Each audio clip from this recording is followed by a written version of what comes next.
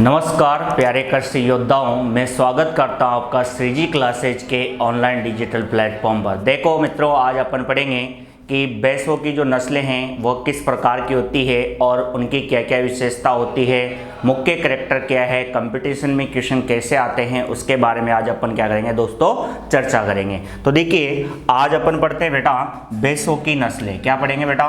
भैंसों की नस्लें। देखो, भैंसों की नस्लों में से मैंने आपको पहले 3 नस्लें पढ़ाई थी। भैंसों की नस्लें, ये अपना टॉपिक था, ठीक है।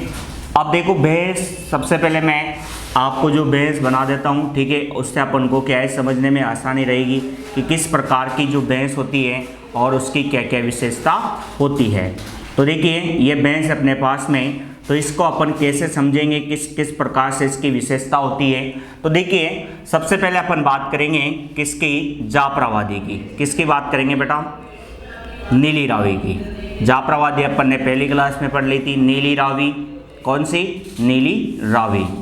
अब देखिए, सबसे पहले अगर बात की जाए नीली रावी की, तो इसका जो मूल स्थान है, यानी कि इसकी जो जन्मभूमि है वह कहाँ की मानते हैं दोस्तों?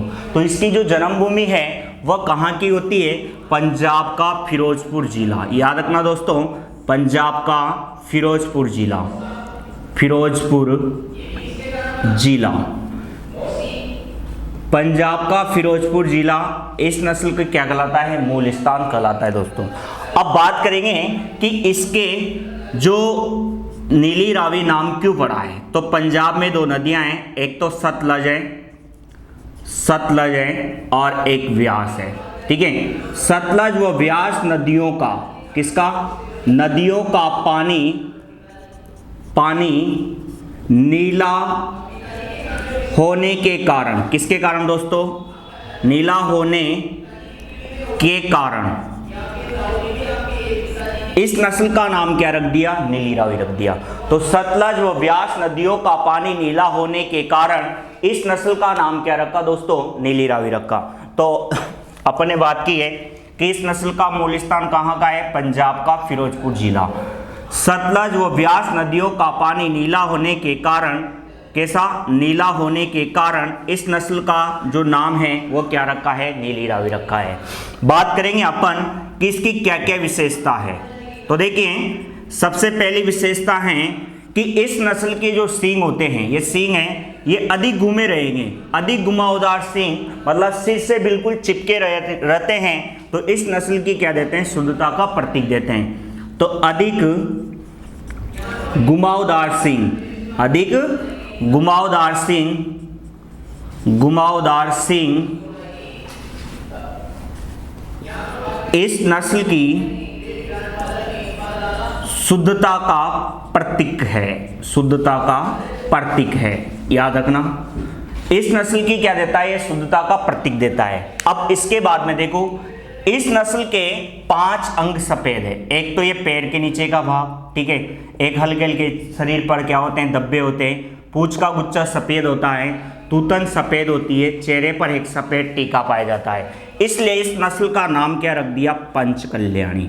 याद रखना दोस्तों, इस नस्ल का नाम क्यों रखा है? पंचकल्याणी, क्योंकि 5 अंग क्या होते हैं दोस्तों? इसके सफेद होते हैं। अब इसके बाद में अपन बात करेंगे तो शहरी क्षेत्रों में पाई जाती। कहाँ पाई जाती दोस्तों?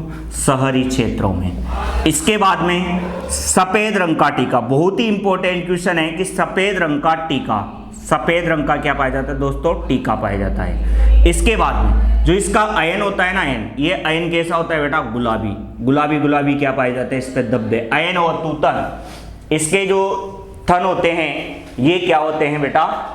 गुलाबी होते हैं, ठीक है। तो याद रखना, ये इसकी इंपॉर्टेंट विशेषता थी। फिर भैंसों में दूसरे नंबर पर सबसे ज्यादा जो वसा पाई जाती है, तो इसके अंदर वसा है 8 से 10%। याद रखना दोस्तों, कितनी है? 8 से 10%। तो पहली बात की थी पंजाब का फिरोजपुर जिला, सतलज और व्यास नदियों का पानी नीला होने के कारण क्या रखा दोस्तों? इसका नाम नीली रावी रखा है। अधिक घुमावदार सींग इस नस्ल की शुद्धता का प्रतीक है। इसको पंचकल्याणी क्यों कहते हैं? क्योंकि 5 अंग सफेद हैं। अयन कैसा होता है दोस्तों? गुलाबी होता है। और शहरी क्षेत्रों में पाली जाती है। सफेद रंग का क्या पाया जाता है दोस्तों? टीका पाया जाता है। 8 से 10% क्या होती है इसके दूध में फैट होती है। तो आप एक बार स्क्रीनशॉट ले सकते हो। फिर इसके बाद में अपन पढ़ेंगे नेक्स्ट नस्ल। तो याद रखना दोस्तों, अपन बात करेंगे कि इस नस्ल में से किस प्रकार के कंपटीशन के क्वेश्चन आते हैं। तो मैंने आपको बताया, आप एक बार स्क्रीनशॉट ले सकते हो।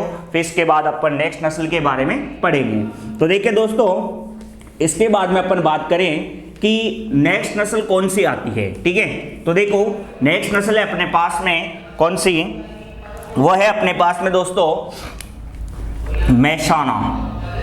दूसरे नंबर पे है मेहसाना।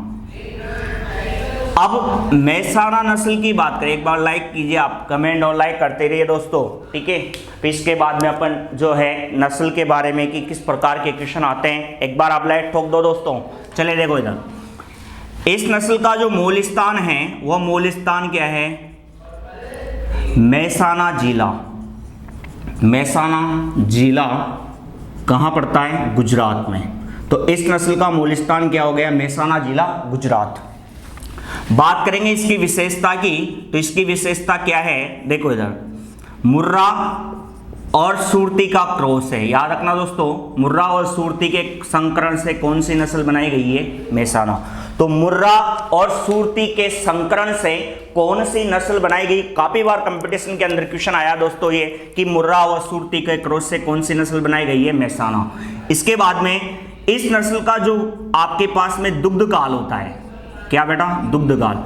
दुग्ध काल सर्वाधिक लंबा होता है, सर्वाधिक लंबा होता है, यानी कि दूध देने का जो टाइम पीरियड होता है वो ज्यादा होता है। और उसके बाद में यानी कि ये बहुत ही कम दिनों में दूध देती है, लेकिन और ये नस्ल जो होती है ये अधिक समय तक ब्याने के बाद अधिक समय तक दूध देती रहती है। इसके बाद बात करें कि इसकी जो गर्दन होती है वो काफी सुंदर दिखाई देती है। याद रखना दोस्तों, गर्दन कैसी होती है, काफी सुंदर होती है। तो इस प्रकार के इसमें से क्या आते हैं, देखो मेहसाना जिला इस नस्ल का क्या कहलाया, मूल स्थान गुजरात में पड़ता है। क्रॉस किससे करवाया, मुर्रा व सुरती से।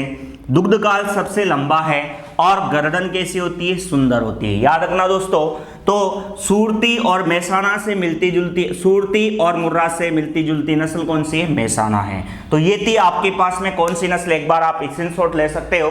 फिर इसके बाद एक बार कमेंट और लाइक करते रहे दोस्तों, क्योंकि मैंने कहा है आप मेरी ऊर्जा और मैं आपकी ऊर्जा। तो याद रखना दोस्तों, इसमें से काफी बार कंपटीशन के अंदर क्वेश्चन आते हैं कि किस प्रकार के नस्लों से आपके कंपटीशन में क्वेश्चन आते हैं। तो अब इसके बाद आपने सबने स्क्रीनशॉट ले लिया होगा। अब बात करेंगे नेक्स्ट नस्ल की, तो वो है आपके पास में सुरती। देखो इधर बात करेंगे अपन सुरती नस्ल की तीसरे नंबर पे, कौन सी, सुरती। तो देखिए सुरती नस्ल के बारे में बात करें कि इसका जो मूल स्थान है वह कहाँ का होता है। तो याद रखना, देखो इसका मूल स्थान है, इसका जो मूल स्थान होता है बेटा वह है खेड़ा व बड़ौदा जिला। बड़ौदा जिला कहाँ पड़ता है दोस्तों, गुजरात में। याद रखना, खेड़ा और बड़ौदा जिला गुजरात के अंदर इस नस्ल का क्या कहलाता है, मूल स्थान कहलाता है। फिर इसके बाद में अपन बात करें इसकी विशेषता की, तो इसकी क्या क्या विशेषता है, देखो मैं आपको बता देता हूँ इसकी विशेषता। एक तो इसके जो सींग होते हैं ये कैसे होते हैं, दराती के आकार के। सींग कैसे होते हैं बेटा, दराती, यानी कि जैसे आपने देखा होगा दांतली जो होती है, इसको हसियाकार भी बोलते हैं। बहुत ही इंपॉर्टेंट क्वेश्चन है, हसियाकार सींग।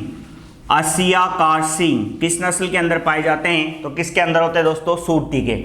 इसके बाद में बात करेंगे कि इसके चेहरे पर दो सफेद पट्टियां पाई जाती है। याद रखना दोस्तों, दो सफेद पट्टियां पाई जाती है, वह किस नस्ल के अंदर होती है, तो किसके अंदर होती है, सुरती नस्ल के अंदर। फिर इसके बाद में इसका जो पीछे से बाग होता है ये चौड़ा होता है और आगे से सकड़ा होता है। रंग होता है हल्का काला। ठीक है, क्या होता है बेटा, रंग इसका हल्का काला होता है। अब देखिए बहुत ही इंपॉर्टेंट क्वेश्चन कि भारत सरकार द्वारा कौन कौन सी नस्लों को जो है श्रेष्ठ मादा पुरस्कार घोषित किया है। श्रेष्ठ मादा पुरस्कार, सर्वश्रेष्ठ मादा पुरस्कार, मादा पुरस्कार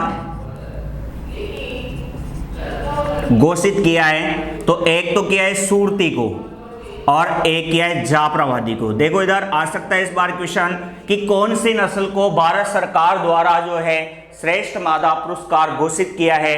तो सुरती और जाफराबादी दोनों नस्लों को क्या दे रखा है, श्रेष्ठ मादा पुरस्कार दे रखा है। इसके बाद क्वेश्चन आता है कि भैंस की सबसे उपद्रवी भैंस, उपद्रवी का मतलब होता है कि गुस्से वाली, तो उपद्रवी भैंस कौन सी होती है बेटा? टोड़ा। सबसे ज्यादा गुस्से वाली भैंस कौन सी? टोड़ा। जो एक दक्षिण भारत में रहने वाली एक जाति है टोड़ा, उसके नाम से इस नस्ल का नाम रख दिया टोड़ा, और ये सबसे उपद्रवी भैंस है। इसके बाद भैंस की सबसे हल्की नस्ल कौन सी होती है? तो दोस्तों कौन सी होती? नागपुरी। याद रखना, ये क्वेश्चन आ सकता है कि भैंस की सबसे हल्की नस्ल कौन सी होती? नागपुरी। फिर पूछे जाएगा कि सबसे छोटी नस्ल कौन सी होती? तो दोस्तों जोरागी। कौन सी होती है? जोरागी। तो इस प्रकार के आपके कंपटीशन में क्वेश्चन आते हैं, उपद्रवी टोड़ा और नागपुरी सबसे हल्की, और उसके बाद सबसे छोटी जोरागी। और भारत सरकार द्वारा किन किन नस्लों को जो है श्रेष्ठ मादा पुरस्कार घोषित किया है? तो सुरती और जाफराबादी। इसके बाद पढ़े थे अपन ने सुरती। सुरती नस्ल का मूल स्थान खेड़ा और बड़ौदा जिला गुजरात। विशेषता क्या है? 2 सफेद रंग की पट्टियां पाई जाती, दराती के आकार के सींग होते हैं, हल्का काला रंग होता है और नाव के शेप के आकार का शरीर होता है। तो ये थी इसकी विशेषता। मिलते हैं नेक्स्ट वीडियो के साथ, बने रहिए हमारे यूट्यूब चैनल के साथ में, और आप अधिक से अधिक लाइक, अधिक से अधिक कमेंट कीजिए, और मिलते हैं अपन नेक्स्ट वीडियो में। Thank you for